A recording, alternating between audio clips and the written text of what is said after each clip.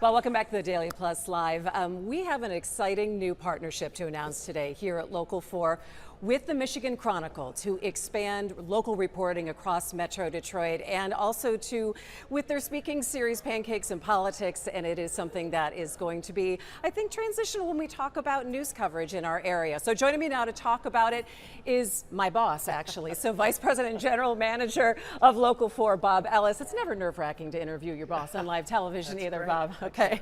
And also with me, Dennis Archer Jr., who is the moderator of Pancakes and Politics, which has been going on for 19 years. A long time. Amazing. And Hiram Jackson, who is the publisher of the Michigan Chronicle. It's great to have you all here. Bob, let me start with you. How does the conversation even start in saying, this is something that we need to partner up on? I give the credit to Hiram. He approached us and said, we feel like there's some synergies between what you all do and what we do. And the more that I had those conversations, the more obvious it became. It's a great publication that does an incredible job of telling stories that are really important. And the fact that they came to us, I honestly felt really honored. And so we're really looking forward to having the perspective and the relationships and the things that the folks at the Chronicle bring to our community as part of what we do here. And so we're just excited to get going. Yeah, expanding the engagement, really. Hiram, let me ask you, Michigan Chronicle was founded back in 1936, and give people a sense of how it has connected the community throughout so many years. Well, what we've tried to do with the Michigan Chronicle is basically follow the 197-year playbook of the Black press.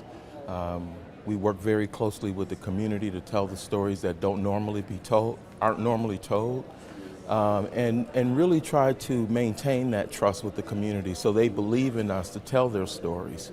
We're all looking for deeper ways to impact the community, looking for ways to distribute our content. So, we really thought it was just a wonderful partnership with the technology and the depth of staff that you have here with our storytelling capability. Excuse me. I just thought it was a great idea, and Bob really bought into it. I didn't have to twist his arm or anything. It was easy. That one was easy. One of the really wonderful events that the Chronicle puts on is Pancakes and Politics. And so when we talk about storytelling, we also need business leaders in the community and policymakers who are able to enact some of the change that people are looking for. You moderate a lot of these discussions. The importance of what Pancakes and Politics does really can't be overstated. It cannot be. And first of all, I think I have two bosses here. I think I have now both Bob and Hiram, my bosses, technically. It's very important. I mean, look, Detroit is becoming more and more a diverse community from an income level, from an ethnic diversity level. And what the Michigan Chronicle is doing through Pancakes and Politics is bringing those leaders, policymakers to our stage and having discussions with them that are relevant to the entire community.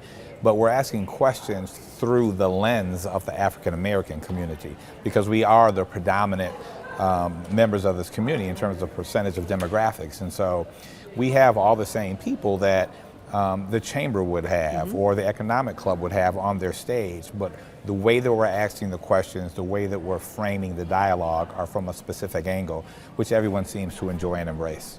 Bob, talk about how this is going to be, streamed and how we're going to be covering this, because when we talk about expanding our presence and making sure that so many more people can access this, we're going to be putting it here on Local 4 Plus. Yeah, the series itself obviously is a Michigan Chronicle event, and it's going to be on their website. But what we'll hopefully bring to the table is some production capabilities and widen the audience that we'll be able to take the event later in the day, use it on Local 4 Plus, which obviously, you're our face and we appreciate that about you.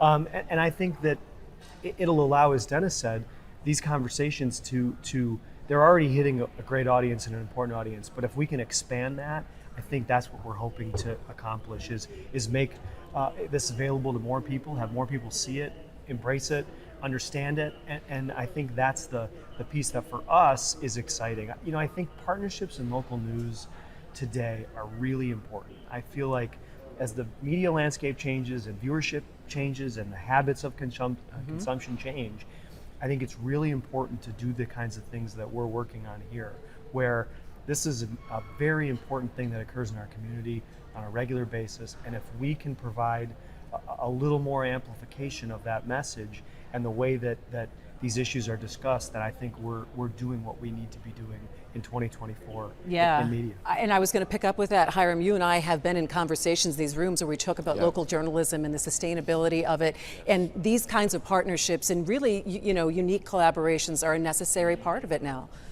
Yeah, absolutely. For the last 7 to 10 years, we've been trying to figure out what the future looks like, and I think all of us are daredevils when it comes to trying something new technology, new strategy, and it changes very rapidly. And we just got to the point where we realized it's not us, it's the demand of the reader, the demand of the audience, and we have to be responsive to it, which is why this partnership is so important. We want to catch people on different levels. We want to catch them on television, on streaming, on Instagram and TikTok and Facebook.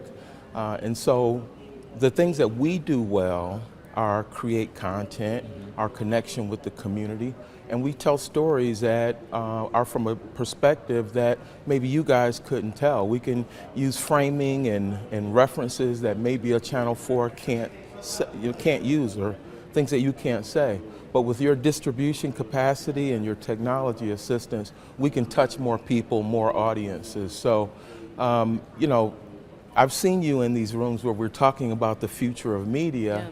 And again, you need to be nimble, but you got to be smart, because everybody thinks they're a journalist these days, right? Yeah. He reminds me that I'm not all the time. And you have to listen, and that's key. All right, Dennis, I want to ask you about the Pancakes and Politics that's coming up. Who can we expect to see, and what are some of the conversations that you'd like to have now in the next couple of months? Are we saying? Yes. We're very happy to have Dan Gilbert as our first guest to kick off this season. And Dan's excited. I've interviewed Dan probably 5 or 6 times. As you know, multiple different stages. And it's always a lot of fun. And every conversation is you take out something different from every You conversation. do, and Dan is in a different place now. He's experienced a number of things with himself and his family that give him a totally new perspective.